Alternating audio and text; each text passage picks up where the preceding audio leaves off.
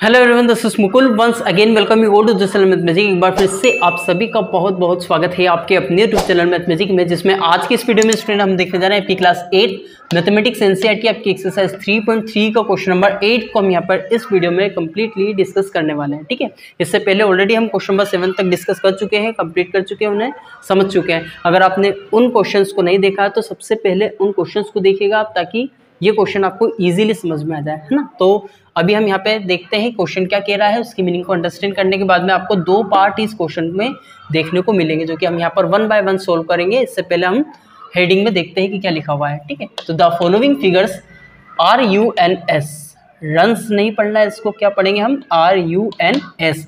ये कौन सा शेप हो गया आपका, ये वाला। ठीक है, RUNS एंड GUNS, मतलब आपका GNUS, ये वाला शेप हो गया। अब ये दोनों क्या है, आर पैरेललोग्राम, ये दोनों ही पैरेललोग्राम है। पैरेललोग्राम हम ऑलरेडी समझते हुए आ ही रहे हैं, मतलब पूरे चैप्टर में हमने सबसे ज़्यादा पैरेललोग्राम ही पढ़ा हुआ है। उसके बाद आपको क्या करना है, यहाँ पे क्या लिखा हुआ है, फाइंड x एंड y। तो जो ये आपको वेरिएबल दिया हुआ है, मतलब अननोन, मतलब जिनको हमको फाइंड आउट करना, जो हमें पता नहीं है, तो उसको हम यहाँ पर फाइंड करेंगे। क्या है, x और y।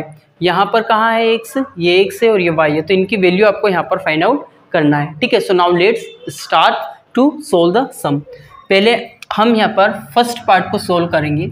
तो अब ये एक ही चीज़ से सोल्व हो सकता है, मतलब एक ही बेस पर सोल्व हो सकता है कि अगर हमें प्रॉपर्टीज़ पता है पैरेललोग्राम की, तो इजीली हम इसको सोल्व कर पाएंगे। और प्रॉपर्टीज़ अगर आपको पता है अच्छे से, तो हम यहाँ पर सोल्व कर सकते हैं। अब जैसे यहाँ पर 26 यहाँ पर यूनिट, मतलब 26 सेंटीमीटर मान सकते हैं, है ना। आपको क्या दिया हुआ है यहाँ पर, GS 26 सेंटीमीटर। 18 सेंटीमीटर आपका SU की लेंथ दे रखी है।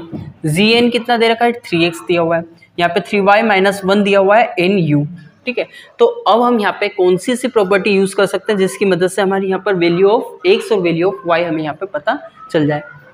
तो इसके लिए हम इजीली यहाँ पर हम देख सकते हैं कि जो साइड्स होती हैं पैरेललोग्राम की, you know very well, parallelogram का कुछ इस तरीके से जो शेप है, कुछ ऐसे मैंने बना दिया हुआ है। तो ये जो साइड रहती है आपकी, ये इक्वल रहती है, ऑपोजिट साइड्स इक्वल रहती है। तो ऑपोजिट साइड इक्वल रहती है, तो 3x क्या हमारा 18 के इक्वल नहीं हो जाएगा, बिल्कुल हो जाएगा।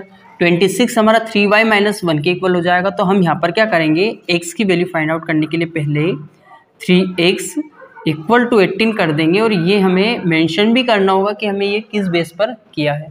तो हम यहाँ पे लिखेंगे कि ऑपोजिट साइड्स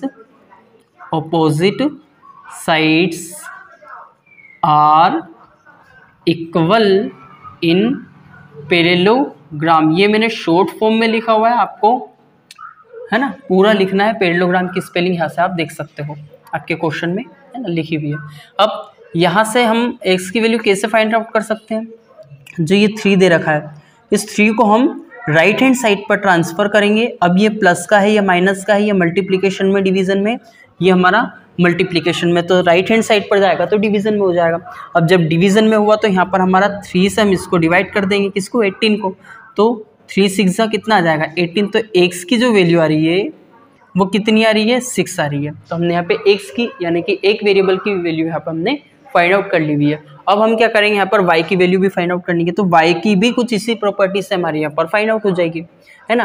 तो यहाँ पर कितना दिया हुआ है, 26, यहाँ कितना दिया हुआ है, 3y-1। तो हम क्या करेंगे, 3y-1 इक्वल टू कितना आ जाएगा, 26 आ जाएगा। अब हमें क्या करना है, y की वैल्यू फाइंड आउट करना है। तो -1 जो है हम इसको राइट हैंड साइड पर सेंड कर देंगे, ये +1 हो जाएगा, और 26 + 1 कितना होता है, 27। अब y इक्वल्स टू जो 3 दिया हुआ है उसको हम राइट हैंड साइड पर सेंड करेंगे, है ना। राइट हैंड साइड पर जब हमने ट्रांसफ़र किया तो जो 3 है वो डाउन साइड, जैसे यहाँ पे हमने किया था 3 को ट्रांसफ़र, वैसे ही हमने यहाँ पर 3 को ट्रांसफ़र किया। अब ये कैंसिल आउट हो जाएगा, तो 3×1 = 3 हो जाएगा, 3×9 = 27 हो जाएगा। तो ओवरऑल हमारी जो वैल्यू आ रही है y की, वो कितना आ रही है, 9 आ रही है। तो यहाँ पर हमने x और y की वैल्यू फाइंड आउट कर ली है। ठीक है, आया समझ में। अगर इस क्वेश्चन में आपको कोई डाउट हो तो you can ask me through the comment. अब हम पहुँचते हैं सेकेंड पार्ट पर इस क्वेश्चन के, जिसमें अब यहाँ पे थोड़ा सा कॉम्प्लेक्स सिचुएशन आपको दे दी है, लेकिन इस कॉम्प्लेक्स सिचुएशन में भी बहुत ईजी तरीके से आप मतलब इसको फाइंड आउट कर सकते हो, है ना। लेकिन जैसे हमने यहाँ पे जो प्रॉपर्टी यूज़ की उसके बेस पर, जैसे x y की वैल्यू यहाँ पर फाइंड आउट की, वैसे ही हम यहाँ पर एक प्रॉपर्टी यूज़ करेंगे, जो कि आपकी कौन सी होगी, वो होगी आपकी ये जो साइड है यहाँ से लेकर यहाँ तक की इतना है ना, इतनी डिस्टेंस ये इसकी इक्वल रहती है।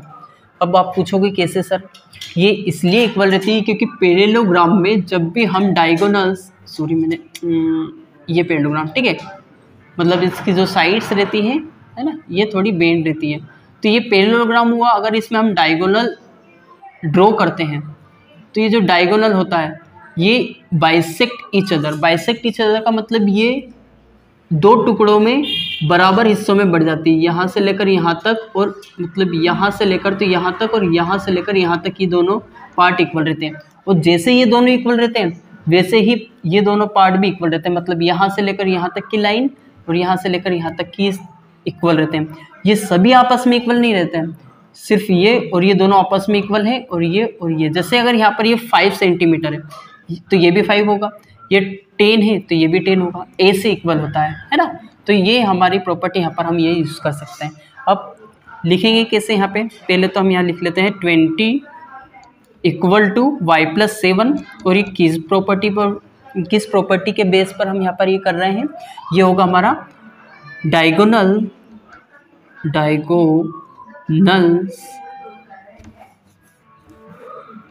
इन पैरेललोग्राम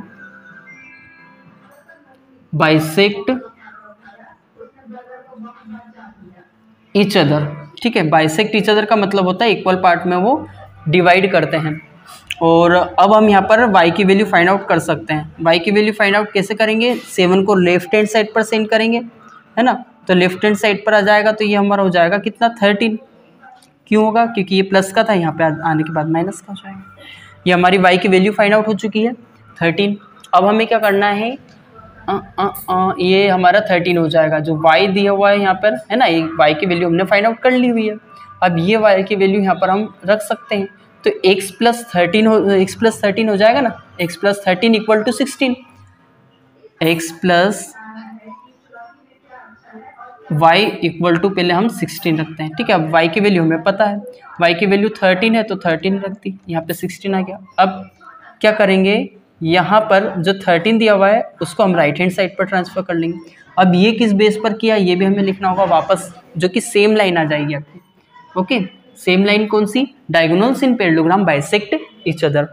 अब यहाँ पर हम क्या करेंगे, x = 13 राइट हैंड साइड पर सेंड किया तो ये माइनस का हो जाएगा, और 16 - 13 हमारा कितना हो जाएगा, 3 आ जाएगा। तो फाइनली हमारी x की वैल्यू y की वैल्यू फाइंड आउट हो चुकी है सेकेंड पार्ट के इस क्वेश्चन के। फर्स्ट पार्ट सेकेंड पार्ट दोनों कंप्लीट कर चुके हैं इस क्वेश्चन में। ओवरऑल पूरे क्वेश्चन में अगर आपको किसी भी तरीके का कोई डाउट, क्वेश्चन, क्वेरी आपके माइंड में रहा हो तो then you can ask me through the comment. Otherwise here now we will meet in the next video, there we will discuss about the question number 9। Okay, so तब तक के लिए take care, bye bye, see you later. But before it, अगर आपने channel को अभी तक subscribe नहीं किया है, और suppose maybe you are new in this channel, so then you have to make sure about it also that you subscribe the channel and also press the bell icons. ठीक है, so now meet you in the next video.